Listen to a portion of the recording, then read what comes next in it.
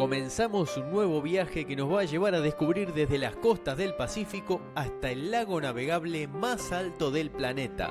Vamos a descubrir los secretos de una gastronomía que muchos consideran la mejor del mundo, a conocer comunidades indígenas que siguen viviendo en islas flotantes y mantienen tradiciones ancestrales, a disfrutar de espectáculos impresionantes, a descubrir nuevos sabores y aprender a preparar algunas de las exquisiteces más espectaculares del mundo en un recorrido por la tierra de los incas.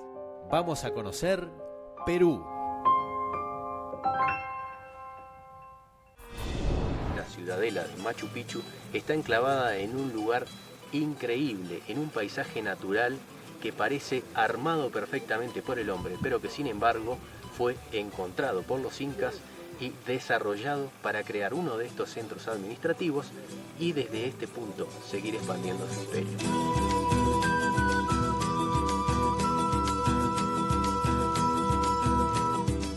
Cuando vemos el paisaje nos damos cuenta de que todo este punto está en el centro de una formación de montaña circular, lo que le da aún más esta energía.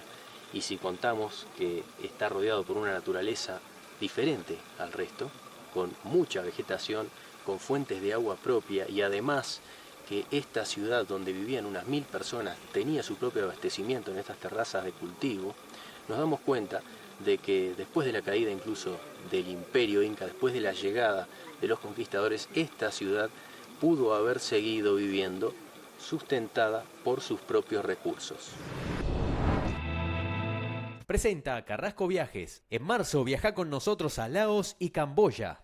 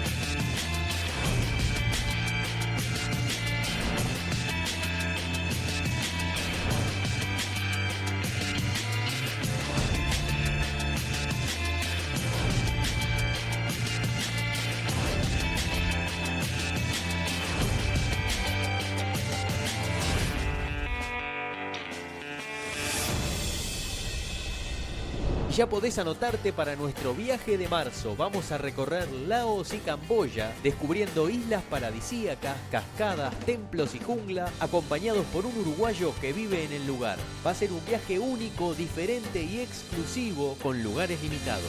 No te pierdas esta oportunidad única. Viaja con Carrasco Viajes en Foco y Nat Geo.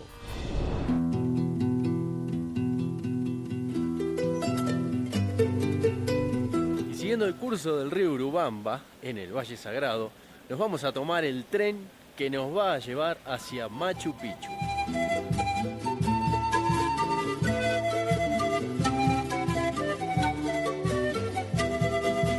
Y antes de subir al tren, para prevenir, me voy a tomar un té de coca. Acá te lo ofrecen, pero a pesar de que llevo las hojas de coca por las dudas, porque a veces uno se olvida y empieza a correr por ahí, lo ideal es arrancar, ahora son las 6 de la mañana, así que vamos a arrancar temprano con un té de coca antes de ir a Machu Picchu. Está bastante concentrado esto, así que no creo que vaya a tener que utilizar hoja de coca hoy. Está bien concentrado y pico. Con esto sí, seguramente no lo vamos a poner, así que vamos para Machu Picchu.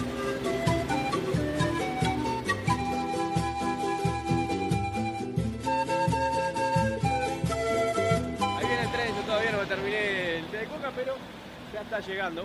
Cuando compras el boleto, tenés varias opciones. Una es el tren más barato, generalmente para mochileros.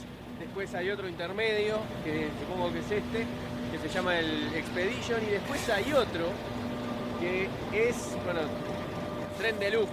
No sale siempre. Y cuando te sirven la comida, por ejemplo, la sirven hasta con cubiertos de plata. A este tren es más difícil acceder, es muy caro, pero bueno, cuando uno se quiere dar un lujo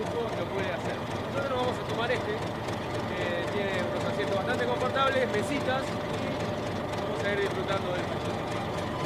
Vamos a subir hasta que se vaya.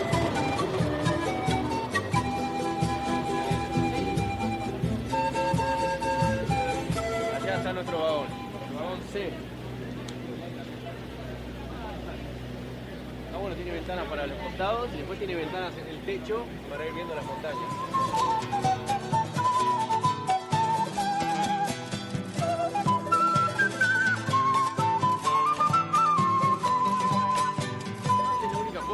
Hasta Machu Picchu era caminando y había que hacerlo en varios días en una expedición donde había que cargar además muchísimas cosas. Desde hace tiempo se construyó el tren. El tren va bordeando el río, va siguiendo la parte más llana de todo este valle, que está rodeado por montañas. Entonces, durante el trayecto vamos a ir observando el pasaje del río y las plantaciones que hay a los costados. Con la construcción del tren se hizo mucho más fácil la llegada. Y de hecho, hay tanta gente que quiere venir a Machu Picchu que hay que reservar con anticipación y los boletos hay que comprarlos antes de venir. Es bastante difícil conseguir un boleto cuando uno está acá, sobre todo si se quiere viajar en el mismo momento, hay que planificarlo bastante.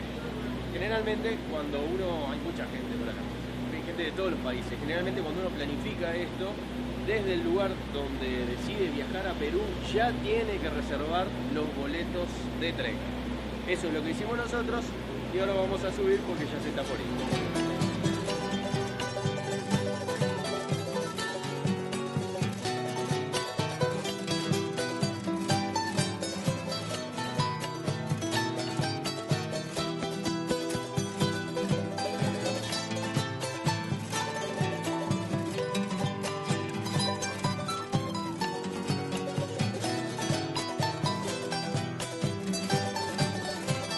Hay dos opciones para ir a Machu Picchu. Una es en tren, como esta, que demora 1 hora y media, y la otra es el Camino del Inca. El Camino del Inca comienza en este punto. Hay un puente que cruza el río Urubamba y desde acá son 4 días caminando y además hay que cargar todo. En la mochila hay que llevar la carpa, las ollas para cocinar, la comida, la ropa y todo lo necesario. Son dos opciones totalmente diferentes, pero cada una tiene su parte muy disfrutable. Nosotros, por ejemplo, elegimos la opción del tren. Pero en los dos casos hay algo en común, hay que llevar mucha coca. Los que van haciendo el Camino del Inca tienen que ir masticando coca por la altura y por el cansancio, y yo mientras me voy terminando mi té de coca en el tren hasta llegar a Machu Picchu.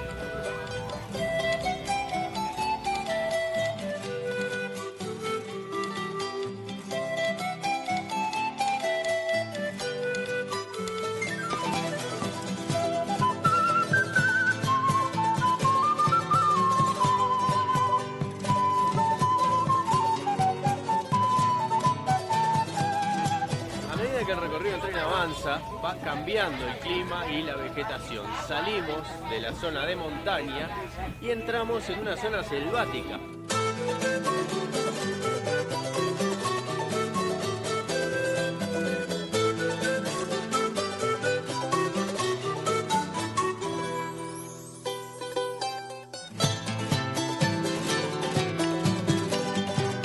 Vamos bajando, siguiendo el curso del río.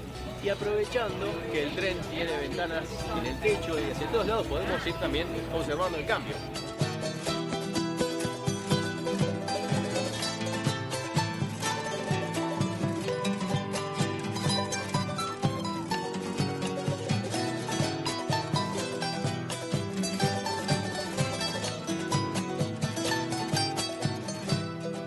Primero veíamos terrazas de cultivo con maíz y mucha piedra en la montaña. Ahora vemos mucho más verde y también empezamos a descubrir en los costados árboles con grandes variedades de orquídeas. Así que el paisaje es cambiante permanentemente y se disfruta durante todo el trayecto.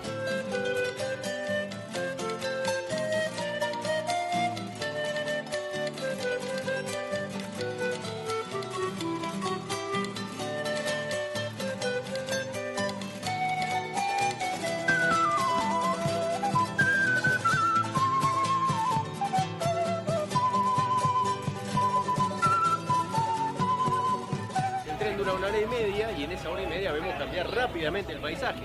Pero si se hace el Camino del Inca a pie, en los 4 días uno puede ir viviendo directamente con la naturaleza.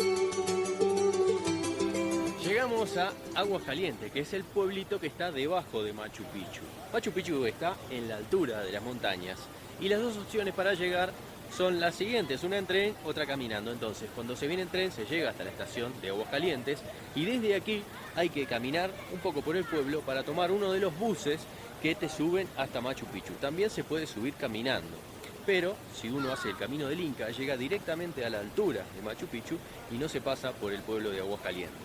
Así que estas son las dos opciones. Nosotros vamos a ir caminando ahora un poco por el pueblo para tomar uno de los buses para subir hasta Machu Picchu.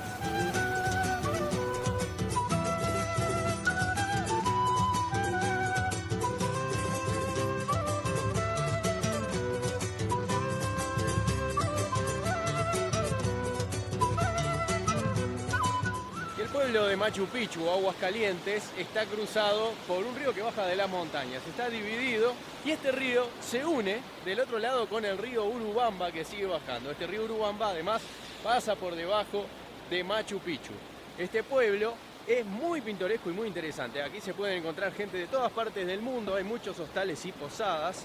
Además que el nombre ya lo dice todo. Es un lugar donde hay aguas termales.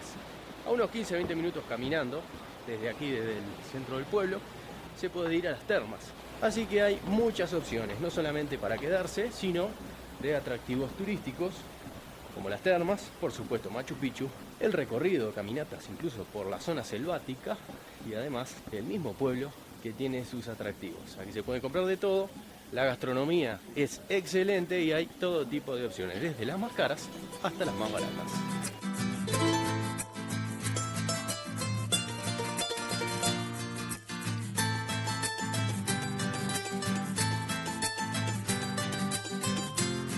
Como cuando generalmente uno viene a los Andes, no piensa en traer ropa de baño, acá si querés ir a las termas, la podés alquilar.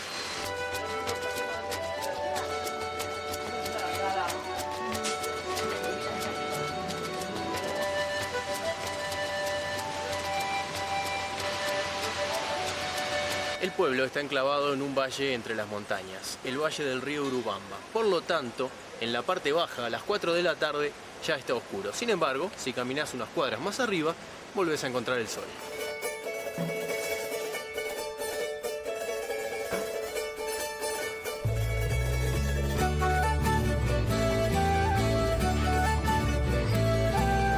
En las calles de Aguascalientes se puede encontrar de todo, incluso hasta animales que hablan. Hola. Hola, hola. Hola. Hola, Poli. Hola, hola. Hola. Hola, bebé. Hola, Poli. ¿Cómo? Hola. Ño, mi papi.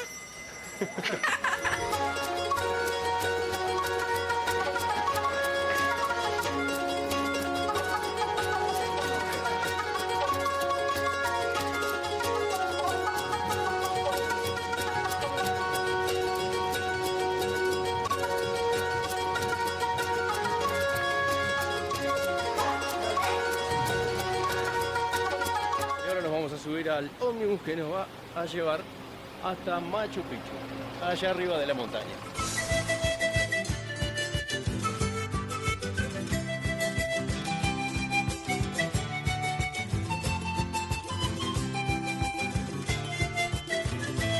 Vamos subiendo entre las montañas y hay veces que vamos por el borde del acantilado y hay caídas de cientos de metros para abajo.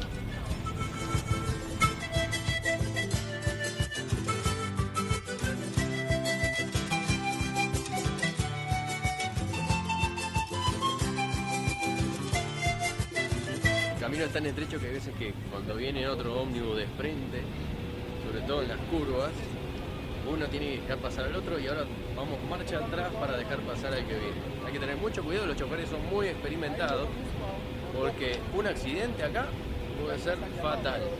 El ómnibus podría caer cientos de metros por un acantilado.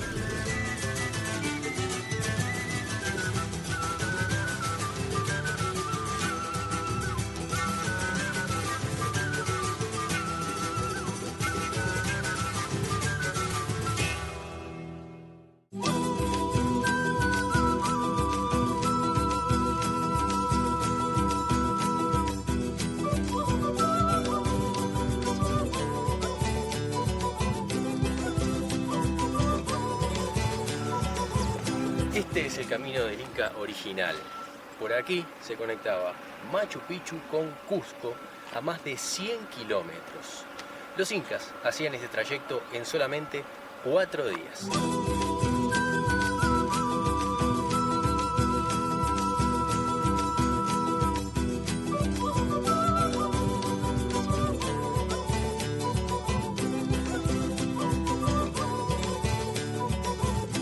Hoy el trayecto original quedó cortado y solamente la parte que se conserva son 40 kilómetros desde Machu Picchu hacia Cusco.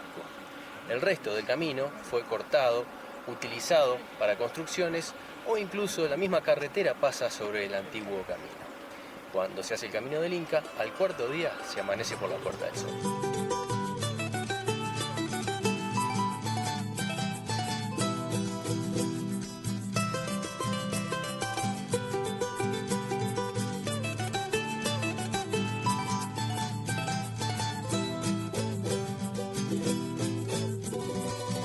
La Puerta del Sol era la única entrada, el único acceso y salida a Machu Picchu, o sea que las piedras que estamos pisando son las que pisaron todos los incas y sus ancestros cuando entraban y salían a este lugar.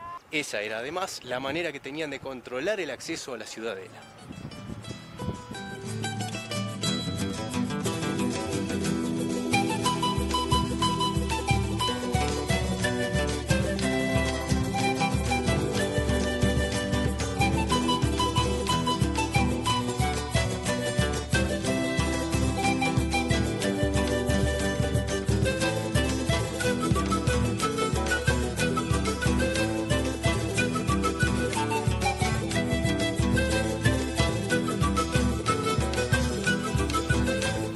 Cuando los incas empezaron a expandir su imperio, empezaron a crear centros administrativos, religiosos y de poder lejos de Cusco, la capital. Cusco está en la altura, a 3.400 metros, muy diferente del clima que tenemos en este lugar.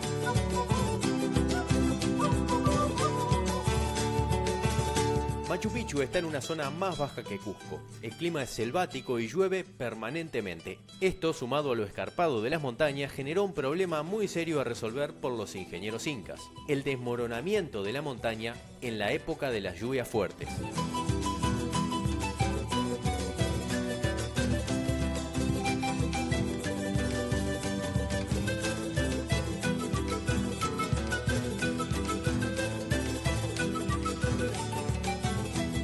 Lo que vemos de Machu Picchu es solo una parte del inmenso trabajo de ingeniería que realizaron los incas desde el pie de la montaña, creando terrazas sobre las cuales se iban apoyando a su vez las terrazas superiores y en la cima la ciudadela de Machu Picchu. Gran parte de estas terrazas todavía están cubiertas por la selva, por lo tanto resulta inimaginable el trabajo que fue realizado en piedra a mano y con el conocimiento en esa época de sistemas arquitectónicos y de ingeniería hidráulica que todavía se usan el día de hoy.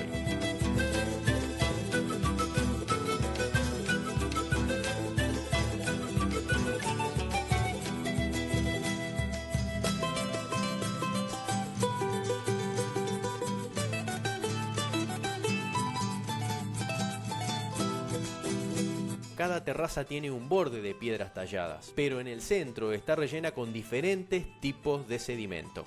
En el fondo piedras más grandes, en el medio una capa de piedras más finas y encima una capa de tierra que era donde además se plantaban los alimentos. El agua por la montaña iba cayendo en las diferentes terrazas y el relleno de diferente tamaño hacía escurrir el agua directamente hacia la montaña, haciendo que la parte superior de cada terraza nunca quedara cubierta de agua.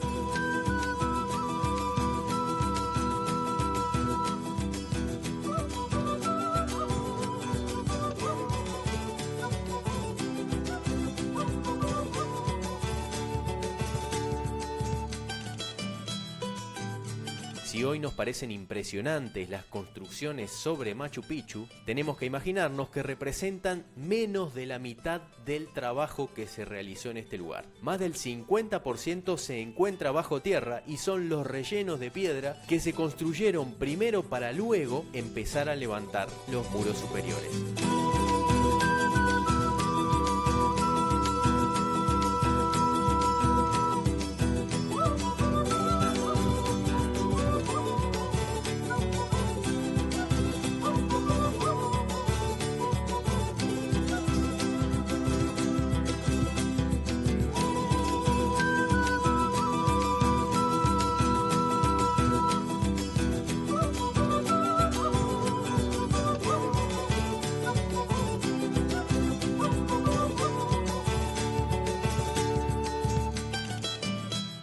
ciudadela de Machu Picchu está enclavada en un lugar increíble, en un paisaje natural que parece armado perfectamente por el hombre, pero que sin embargo fue encontrado por los incas y desarrollado para crear uno de estos centros administrativos y desde este punto seguir expandiendo su imperio.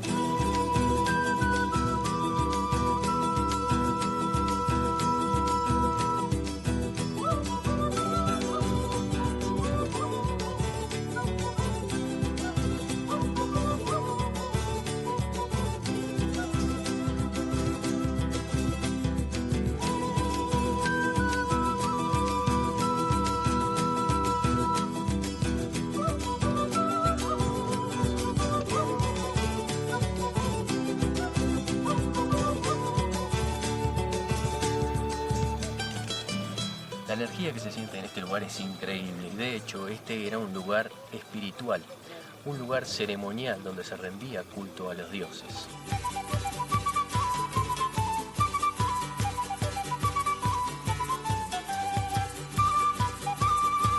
Acá el clima cambia permanentemente, de un día soleado pasamos a esto.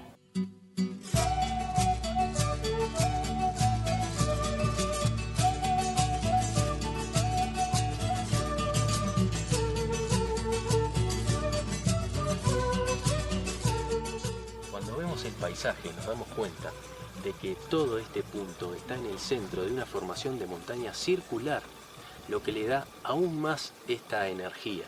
Y si contamos que está rodeado por una naturaleza diferente al resto, con mucha vegetación, con fuentes de agua propia y además que esta ciudad donde vivían unas 1000 personas tenía su propio abastecimiento en estas terrazas de cultivo, nos damos cuenta de que después de la caída incluso del imperio inca, después de la llegada de los conquistadores, esta ciudad pudo haber seguido viviendo sustentada por sus propios recursos.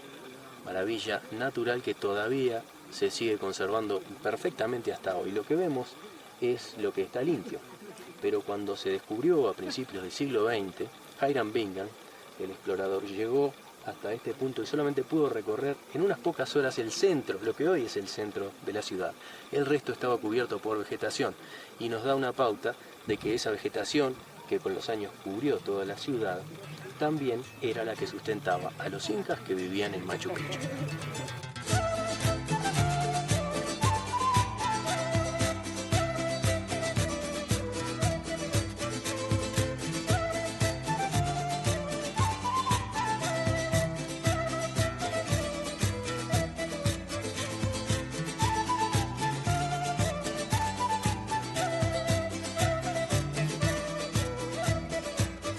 El sistema de drenaje principal desemboca en la plaza central y esta plaza también funciona de la misma manera que las terrazas que sostienen la montaña. El agua, en vez de acumularse, es absorbida por el suelo y mantiene a Machu Picchu seca y libre de derrumbes.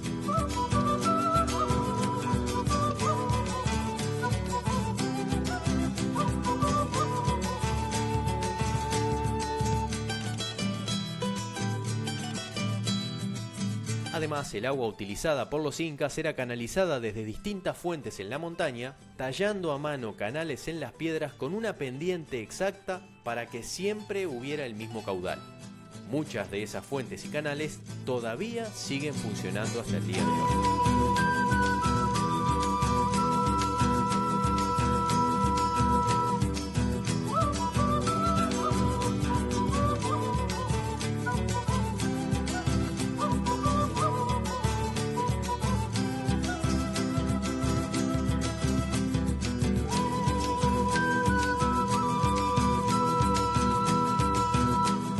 A pesar del paso de los siglos, los terremotos y la cantidad de agua que cae en esta zona, Machu Picchu sigue en pie y muchas de las fuentes y canales tallados a mano todavía siguen funcionando hasta hoy.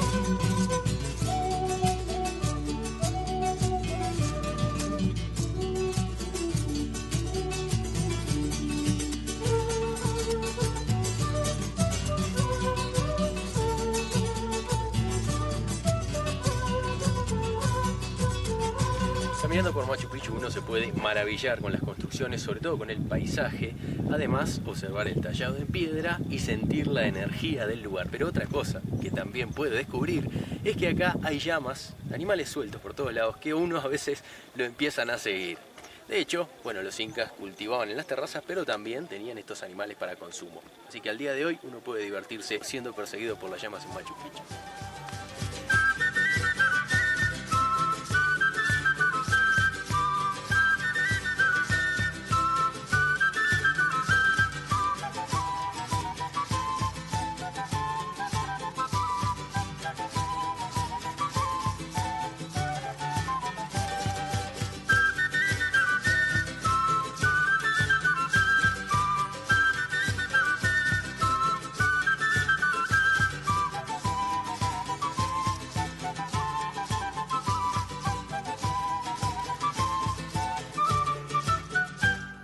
Llegó la oportunidad para hacer el viaje que estabas planeando, porque a partir de hoy y hasta el 11 de septiembre volvió la temporada baja de LATAM con 22 destinos en promoción. Por ejemplo, Lima desde $249, Cusco desde $319 o Santiago desde $209. Además, si tenés tu tarjeta LATAM Pass, podés encontrar oportunidades con kilómetros rebajados. Entrá en latam.com, elegí tu destino en forma rápida, fácil y segura para hacer realidad ese viaje soñado. LATAM Airlines, juntos, más lejos.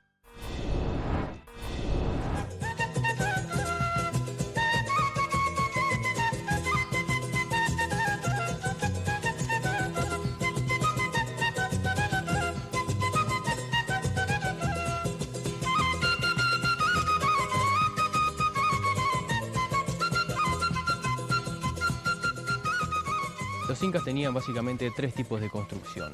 Esta era una, la piedra sin trabajar unida por mortero de barro. La otra era de este tipo, la piedra más trabajada pero todavía unida por mortero.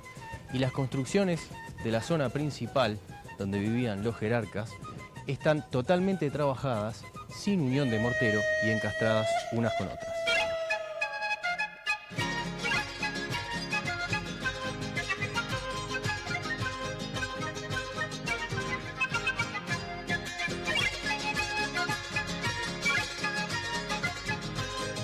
La principal característica de las construcciones incas son las terrazas sobre las cuales cultivaban. Estas terrazas se mantuvieron a través del tiempo durante cientos de años hasta el día de hoy. Hace un tiempo los agricultores locales empezaron a utilizarlas para plantar encima. Cuando esto pasó, se empezaron a desmoronar y a partir de ese momento el gobierno prohibió el cultivo en las terrazas incas.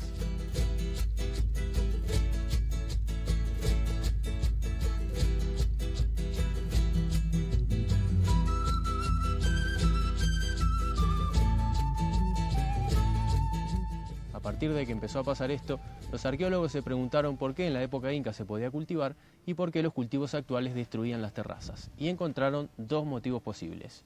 Uno era que cuando los incas levantaban el muro de piedra, inmediatamente después ponían una capa de tierra mezclada con un tipo de cactus, lo que la hacía impermeable. Esto aguantaba el agua dentro de la terraza. Lo que pasa es que los cultivos actuales utilizan mucho más agua y esta agua, acumulada dentro de la terraza, fue rompiendo las rocas de contención.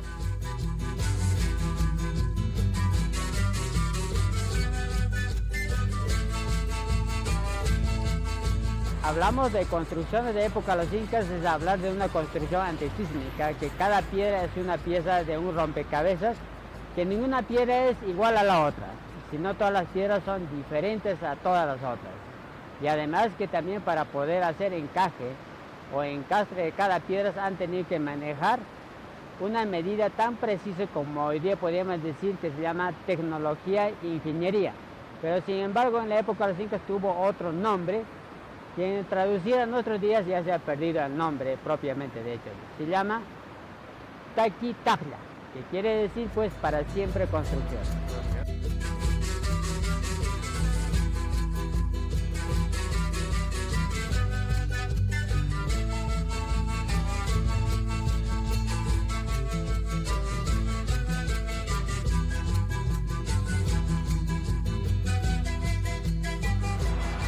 La mayoría de los turistas que vienen a Machu Picchu se paran a sacar fotos en un punto desde donde se ve toda la ciudadela. Este es el punto desde donde se ven las clásicas postales de Machu Picchu. Sin embargo, no está ahí por casualidad. En este lugar los incas construyeron esta cabaña, que en realidad era un punto estratégico desde donde se controlaba militarmente toda la ciudadela.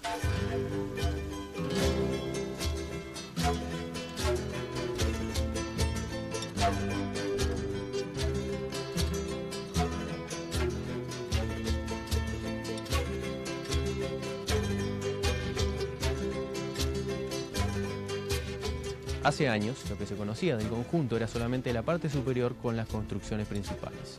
Cuando hubo un gran incendio que consumió gran parte de la vegetación inferior a las terrazas, se descubrió que no solamente había más terrazas, sino que aparecieron caminos que llegaban desde el fondo del valle hasta la parte superior del conjunto. Fue así que también se descubrió que estos caminos muy complicados al borde de precipicios, que solamente tienen 30 centímetros de ancho, eran rutas de defensa sobre los cuales solamente podían transitar los guardianes de Machu Picchu.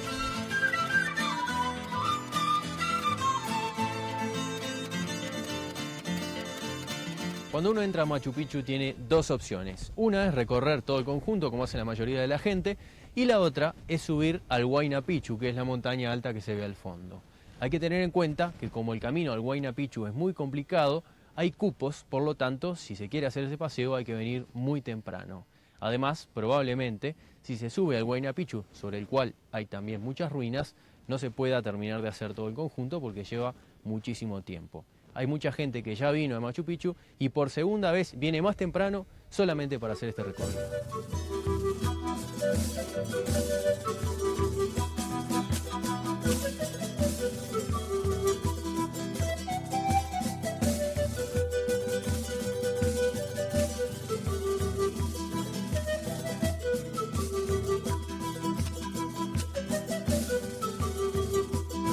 Hay terrazas, por lo tanto cultivaban ahí. Pero también se dice que era un centro religioso. Y por otro lado se dice que era como una fortaleza. ¿Qué hay de cierto de eso? En realidad todo el conjunto está hecho en base a una noción o a un complemento de lo que se conoció en la ciudad de Cusco, que esto es un lugar de descanso, donde aquella persona de clase alta venía aquí para poderse regocijar de aquello que habían hecho sus antecesores con fines rituales. Por supuesto que toda construcción arquitectónica tiene que mover pues un entorno donde pueda vivir la gente, cuánto tiempo tiene que estar, qué funciones cumplir. Entonces esta zona que es Machu Picchu, por ejemplo, es una zona de culto religioso y a su vez que también como zona de culto religioso tiene que vivir de algo, ¿no? Eso viene a ser la zona de agricultura. Como zona de culto religioso vienen a ser pues los denominados templos, lo que se llama observatorios astronómicos, plazas y etc.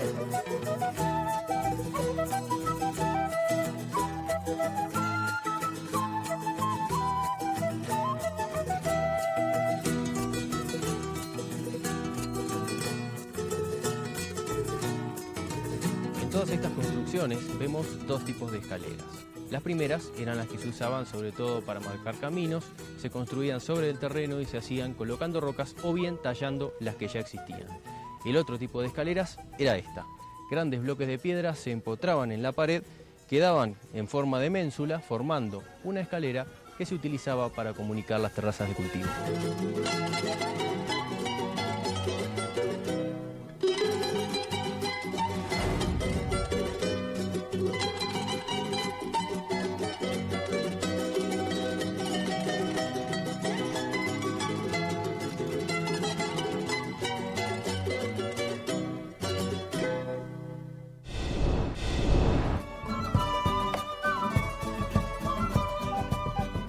Alrededor de 1440, esta quebrada fue conquistada por el primer emperador inca, Pachacútec, que mandó construir un enorme complejo urbano con edificaciones civiles y religiosas.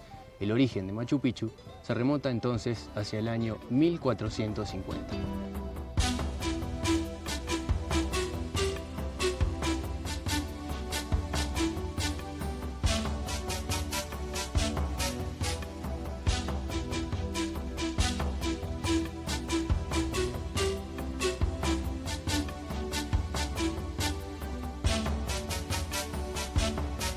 Estas montañas tienen 250 millones de años y son de granito gris, compuestas principalmente de cuarzo.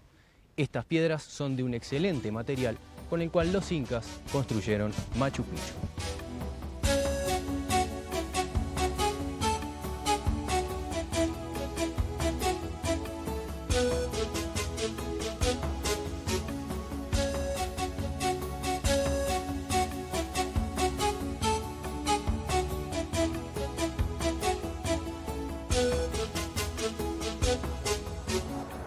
primeros estudios formales que se tienen de esta zona datan del año 1874. En ese año el gobierno peruano le encarga al cartógrafo alemán Hermann Göring el estudio de la zona. Varios campesinos locales ya tenían conocimiento de las ruinas y en el año 1900 se establece en este lugar uno de ellos que en busca de tierras para plantar descubre este sitio. Pero este lugar cobra relevancia a nivel mundial desde los estudios del norteamericano Hiram Bingham.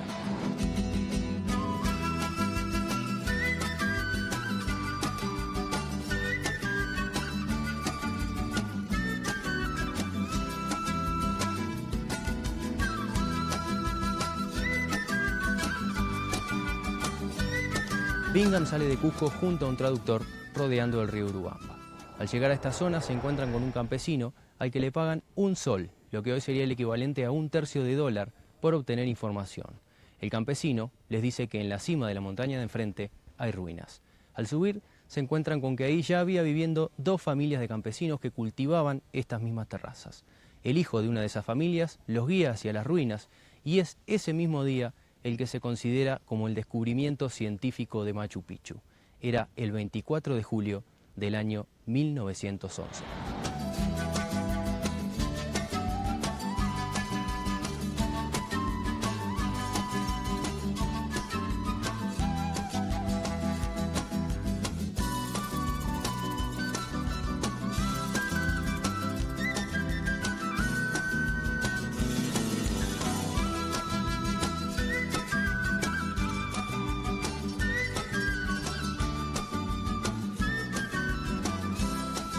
Los incas movían grandes bloques de la montaña. Estos bloques eran partidos en pedazos más chicos que eran la base de todo el sistema constructivo. La mayoría de estas piedras eran utilizadas en levantar los muros de contención de las terrazas. Estas terrazas lograban plataformas planas, horizontales, sobre las que plantaban básicamente el maíz.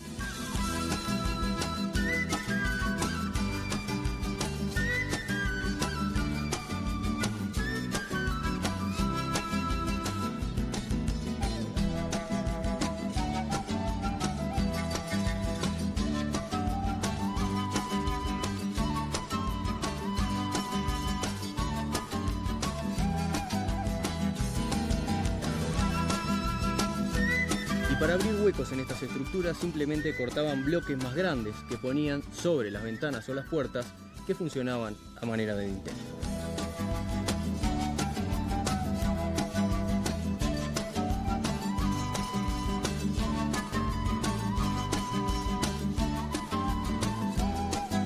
El conjunto se dividía básicamente en 2 zonas, la agrícola y la urbana.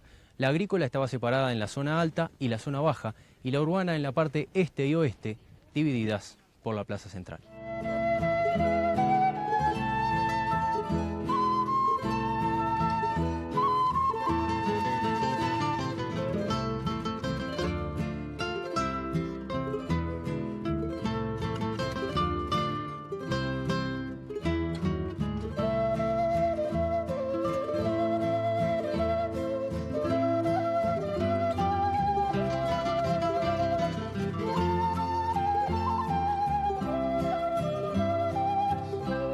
Machu significa viejo y Picchu significa montaña.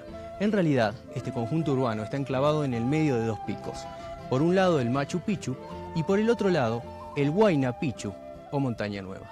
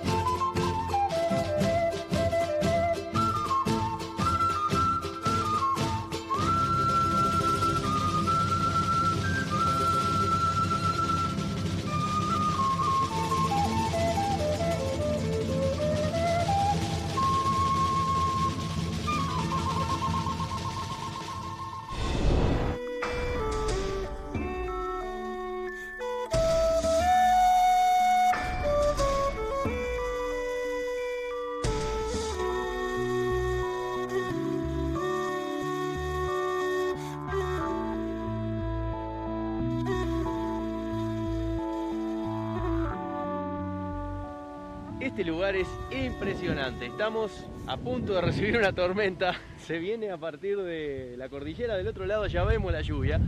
Pero estamos en una salinera. Estas salineras vienen desde las épocas pre-incas. Antes de que crecieran y naciera la cultura inca, ya se explotaban estas minas de sal, que son muy particulares, porque no son sedimentos de lagos salados, no son fondos de mares que ya no existen, sino que es la misma agua de la montaña, que viene desde la cima de esta parte de la cordillera. Algunos picos llegan a tener hasta 6.000 metros de altura. Es agua termal, sale caliente y con muchas sales minerales. ¿Por qué? Bueno, porque justamente la lluvia, que ahora nos va a cubrir, descarga el agua en los picos de las montañas. Desde ahí algunos se congelan, otros tienen nieves permanentes y después se deshielan.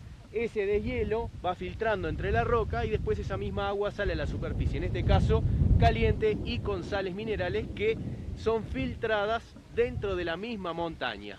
Esas sales van fluyendo por un pequeño río de deshielo que baja y es aprovechado en estos tipos de piscinas que van formando con la misma sal. ¿Cómo funciona? Ahora lo vamos a ver, porque es un proceso artesanal muy interesante que tiene cientos de años de antigüedad.